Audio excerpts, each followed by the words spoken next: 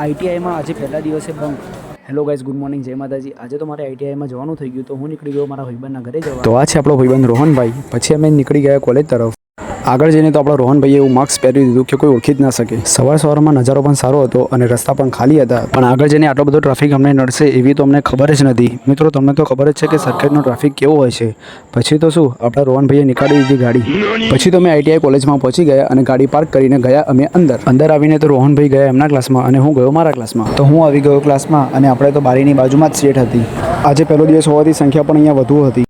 Lecture attend કર્યા પછી અમારે પડી ગઈ હતી રિસેસ, તો અમે ગયા બહાર નાસ્તો કરવા. પછી રોહનભાઈએ નીકાળી એક્ટિવા. કોલેજની નજીક સારો એવો ઢોસાવાળો હતો, તો અમે ત્યાં ઢોસા ખાવા ગયા. રિસેસ પછી તો અમારે કોઈ લેક્ચર ઇમ્પોર્ટન્ટ હતા નહીં, તો અમે નીકળી ગયા ઘર જવા. આગળ જતાં તો અમને રામાપીના નેજા દેખાયા.